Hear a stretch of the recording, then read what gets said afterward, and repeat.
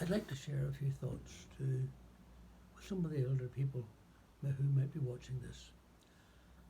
You don't have to be old, but just elderly in age.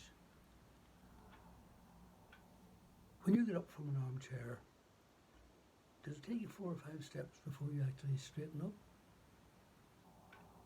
Do you remember your first black and white television set?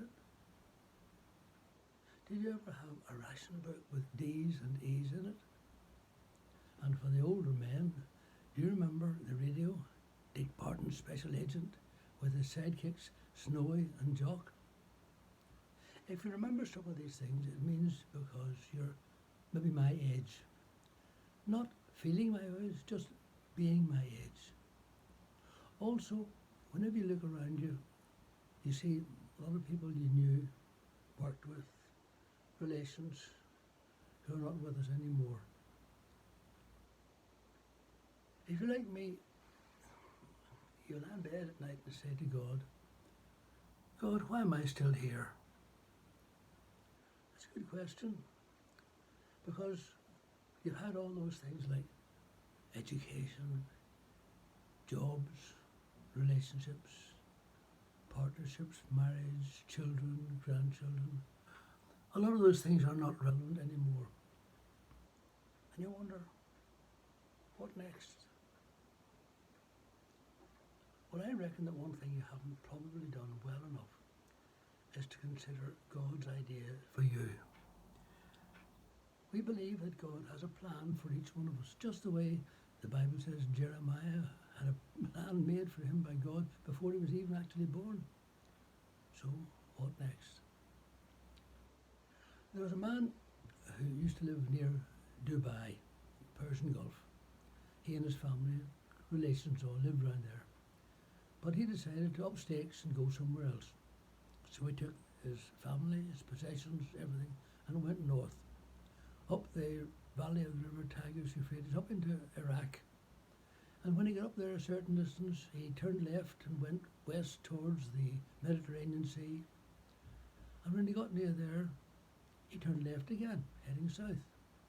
And he found a nice place, where he was going to make home. Now, his home would have been a bit like the things you would see in Lawrence of Arabia, massive big tent. So he pitched his tent there in that suitable place. And then once he'd done that, he built an object that he was using, a place that he was using for worship, because people in those days all did have some kind of religious views. And then finally, the one thing he needed in a very dry part of the country was a well. And he dug a well which gave water to his livestock and his family. And he stood back and he said, right, that's me. I've finished that. I've got a place to live, everything I need. And God said, no. There's a lot more for you to do. Some good, some not so good. But you are actually going to have children who are going to become the founders of great communities. So he thought he was finished, but God thought he wasn't. And then there's another man, and he was born, he lived in the lap of luxury. I'm sure he lived in the palace, he must have had a great time. But there were a lot of other people who weren't like that at all. There were slaves who didn't have anything really. But anyway, he was going about enjoying himself, and one day he stuck his nose into somebody else's business. There was a fight going on between two men, and he got stuck in. And probably accidentally, he killed one of the men. He was shocked, but then he said, maybe I'll get away with it. So he kept quiet, buried the body, but unfortunately the next day or so, he found out he hadn't done it in secret. People knew about it. So he had to up stakes and away, left the country, had to leave everything behind, and went into a neighbouring country where he was safe. No extradition there. But he got a job, simple job, looking after livestock, not a great thing. And then he had a very up and down career. He became more important to the slaves that had lived in his country of birth. He had a vision of God on a mountain called Sinai, burning bush. He had a bit of a ding-dong with a king, the new king, who he wanted the slaves to be set free, and the king wouldn't let them go, and then there were plagues and disasters, and all kinds of things. Eventually, the king said, "Okay, away you go," and they went. And then the king changed his mind and sent the soldiers after them. And the soldiers, many of them died because they went across a place called the Yam Suf, the Sea of Reeds, boggy area. I don't know exactly what it was like. We usually talk about the crossing of the Red Sea. Whatever happened there, the slaves got across and the soldiers didn't.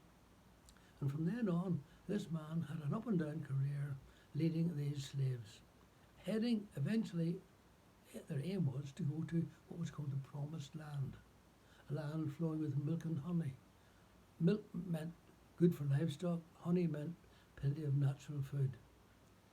And as they got there, it took a long time to get there, this man said, "Right now, this is me, I'm not telling you what the Bible says about this, but in my mind, this man was saying to himself, now, this is my moment.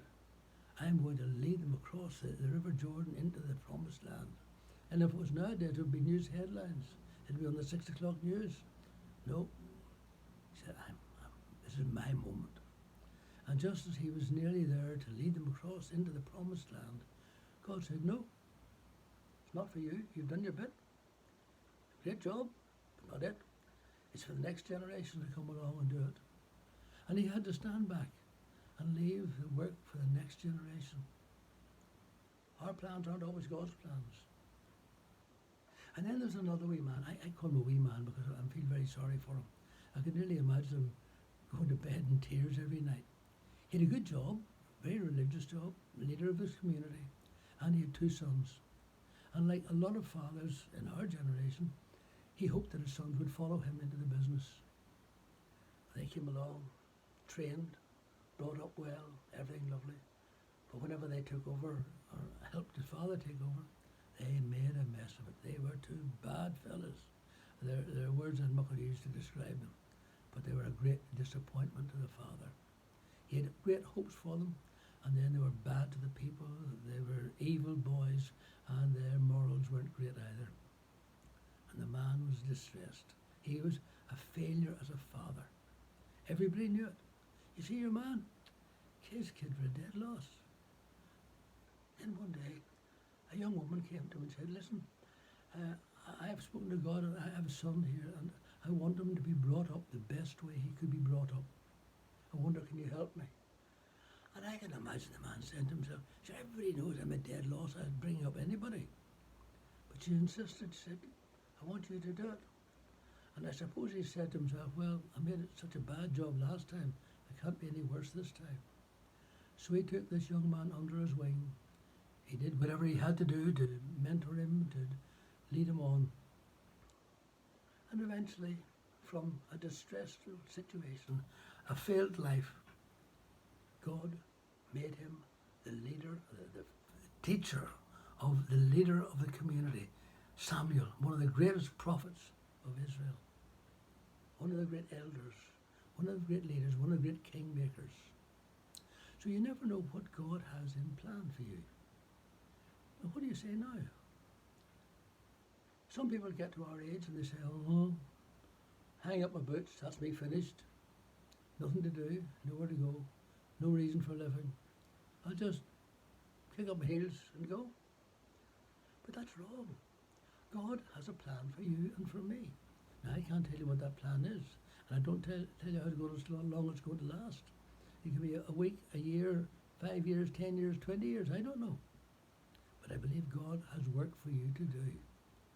I'm not saying it's going to be magnificent work, but it's going to be His work, His plan, fulfilling His ideas. Now, I'm not sure what way it'll affect you whenever you meet people, but I believe you can meet people and bring them maybe encouragement or correction or comfort or consolation, a helping hand, a touch, a presence with them to make them know they're not alone. You may have some other great things to do, I don't know. But remember, we are in God's hands. He has a plan for us. I don't know what it is. I'm unsure of all these things for myself as well as for you. But He has a plan for us. Why am I still here? You ask God. Because He wants you. And in a sense, because he needs you. Because his hands are really our hands. All I ask you to do is this. Be hopeful. Be strong in your faith. And love the people you meet in a real deep sense. And then say to God, let's go forward into the future together. May God bless you all. Bye.